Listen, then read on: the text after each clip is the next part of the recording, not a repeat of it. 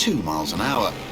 Our tractor has been officially clocked at 87.2 miles an hour, making it the world's fastest tractor. But I reckon it'll go even faster.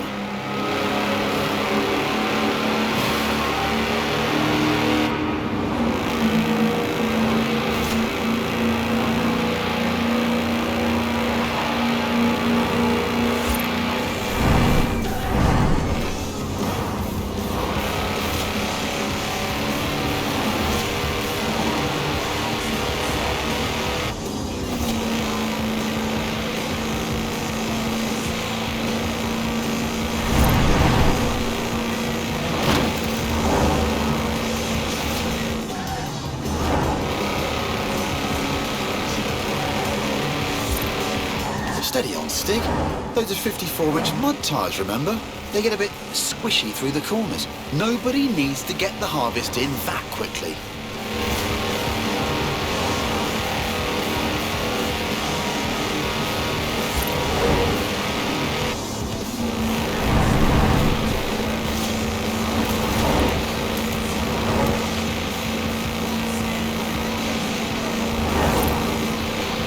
Right, here comes the speed camera. Hope they put some film in it.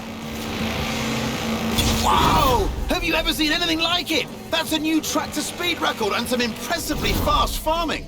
If you want to spread slurry in a hurry, you know what you need. Now, though, it's time to hail a ride in something completely different.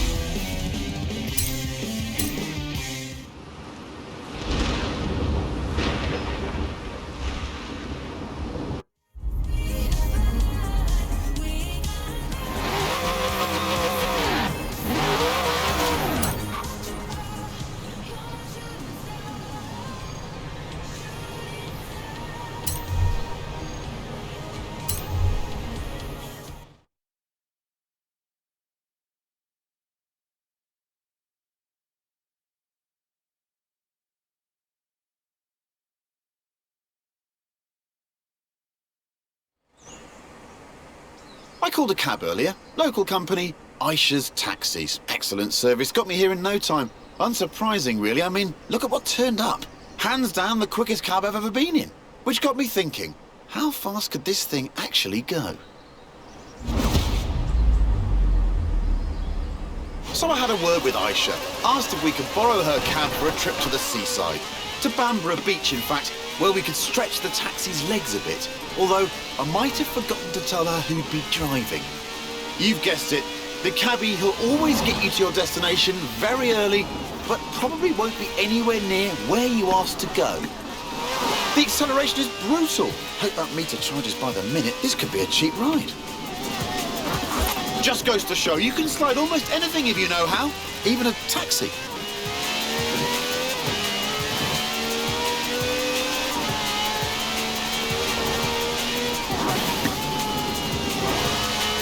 Now that's what I call a cab.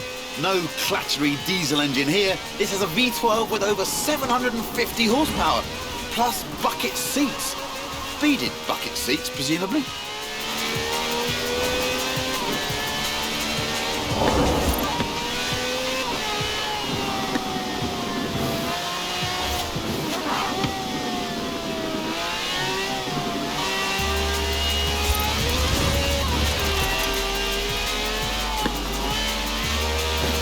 From now on, I say all cabs should have wide bodies and flared arches.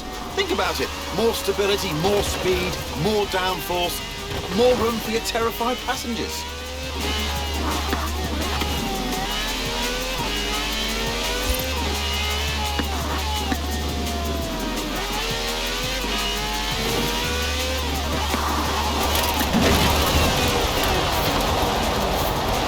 Turn around when it is safe to do so.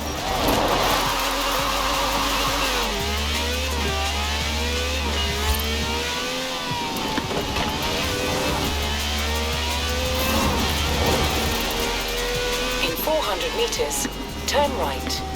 It even has slick tyres for maximum grip on a bone-dry drag strip. So they should be interesting when we hit the beach.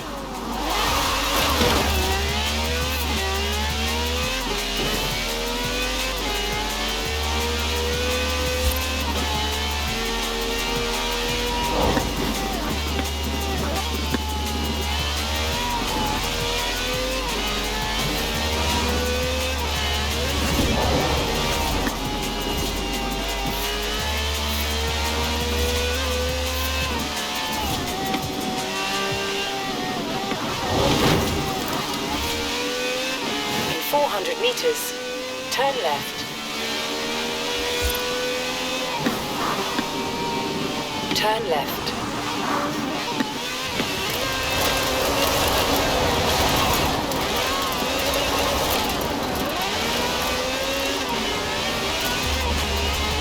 In 400 meters, turn left.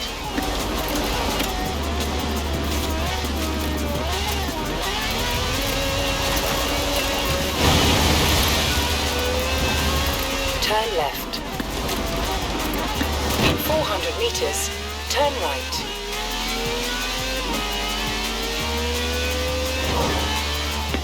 Turn right.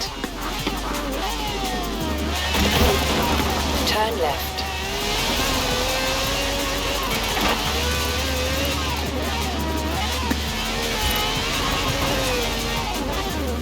Good work from the stick there. I'd say we're nicely warmed up for the next bit.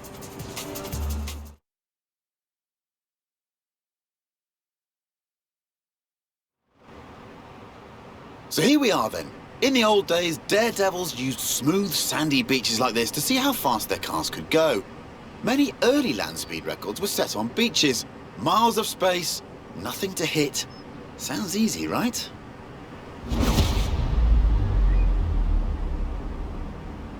Oh, look at that! Laying some pretty squirmy tracks there, Stiggy.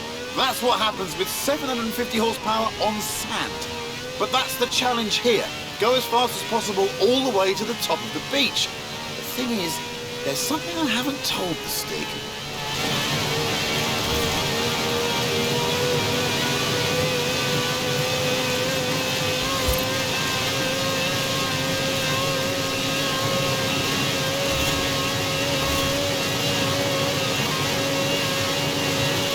Speed record rules say you must do 2 runs, one in each direction, before the clock runs out.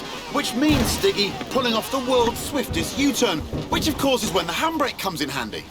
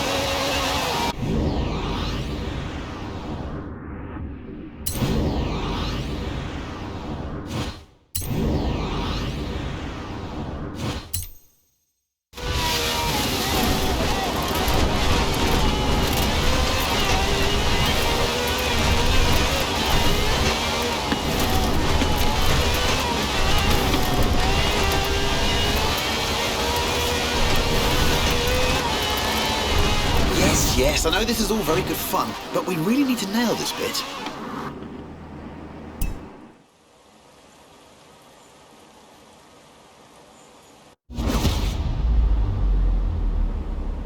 Oh, look at that! Laying some pretty squirmy tracks there, Stiggy. That's what happens with 750 horsepower on sand. But that's the challenge here. Go as fast as possible all the way to the top of the beach. The thing is, there's something I haven't told the Stig.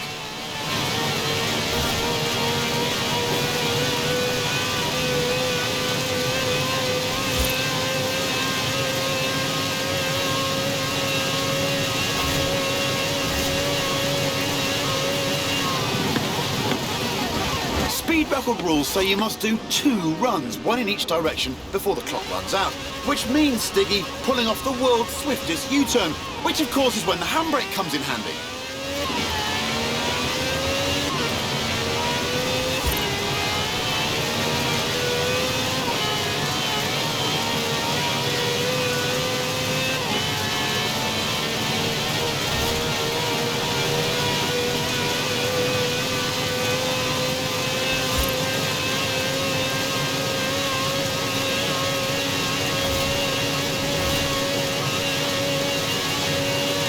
A 5-star ride from the Stig there.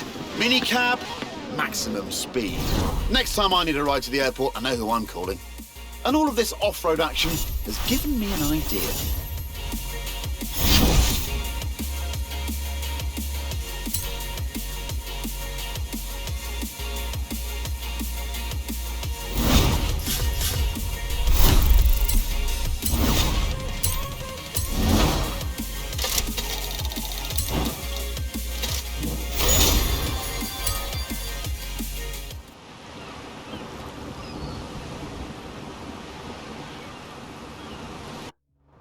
So it turns out that there's a drift club nearby that goes by the name of, well, Drift Club. Spoke to the lead guy, Robert Glenn. You should have seen his face when I told him I knew you. He's keen to meet you, wants to see what you can do behind the wheel.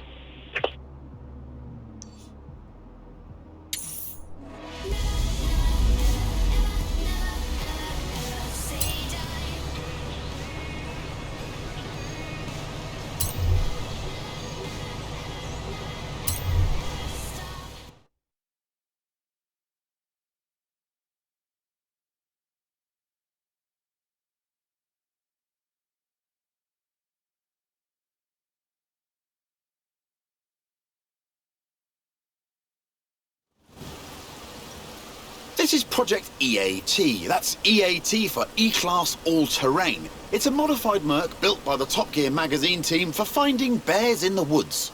Not many bears around here, though. Mostly badgers. Still, there's definitely some terrain. Lots of it. All you need is a good sense of direction. Or not. Here's Stig again, looking lost. Terrified of maps, apparently. Inner compass points directly south. The EAT has a silky smooth V6 diesel. It'll do 155 miles an hour on the road, but where we're going, we won't need roads. First up, it's a trip to the top of Glen Rannoch, by any means necessary, and against the clock, naturally. But don't worry, it has knobbly tyres, and a roof rack for carrying extra knobbly tyres. In 400 meters, turn left.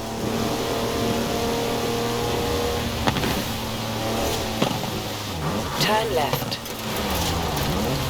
That's a 4-wheel drive car on mud tyres completely sideways.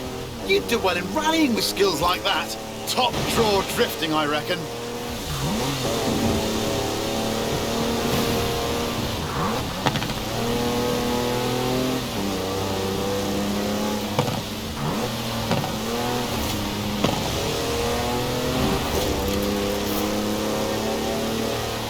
Who says you need an SUV to go off-road? The EAT has 4-wheel drive and air suspension to smooth out lumps and bumps and everyday obstacles. Ancient burial mounds, for example.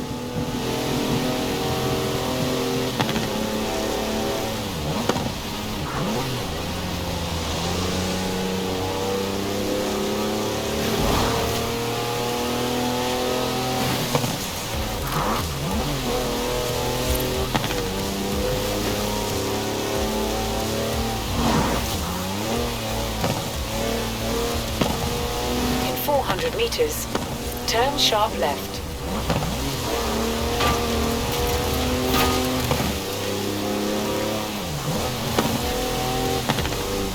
Turn sharp left.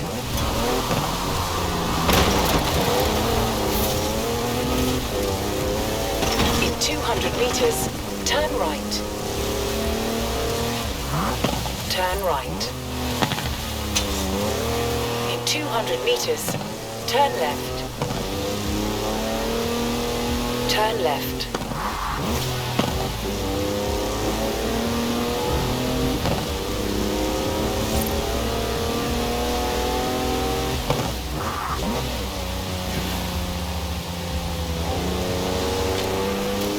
400 meters, turn sharp left.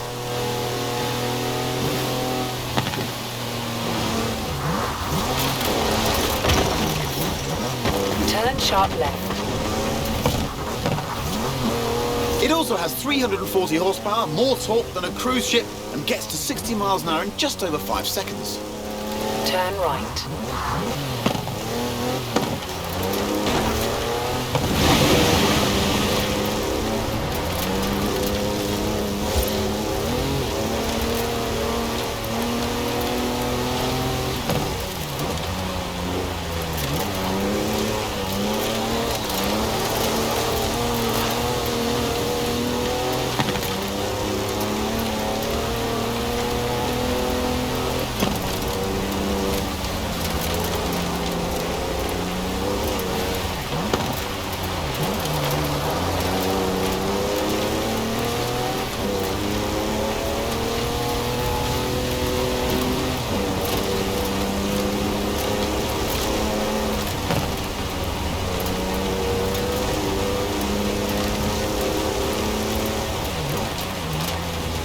Now it's time to head way over there, to the very top of Arthur's Seat.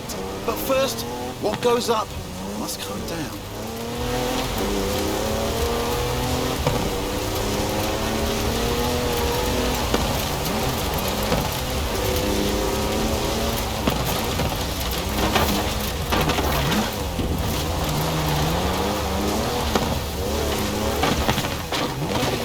That's some proper hang time.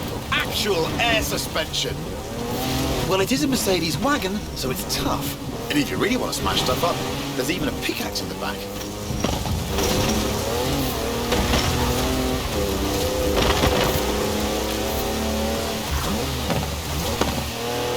In 400 meters, turn left.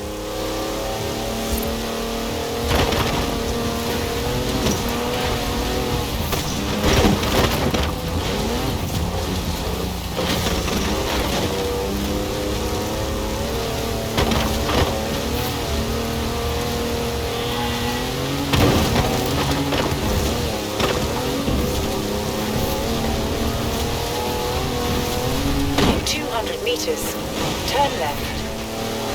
In 200 meters, turn left. It's full of home comforts, the EAT. Chargers for almost anything you can charge. Cozy ambient lighting. Even a portable espresso machine. Everything the intrepid explorer could ever need. In 100 meters, turn right.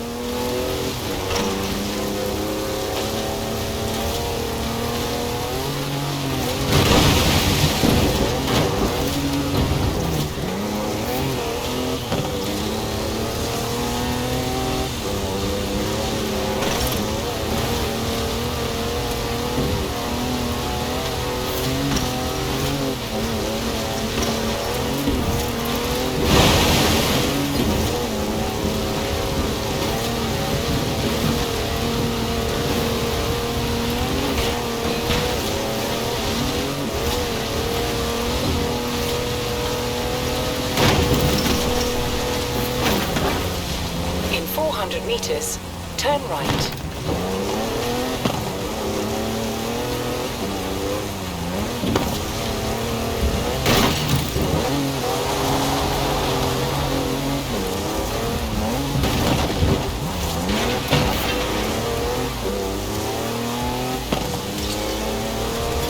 Recalculating route. All right, all this adventure kit's had a tiny effect on the fuel efficiency. Good job the roof rack holds 2 cans of diesel, and there's another one in the back. Just don't confuse them with your drinking water.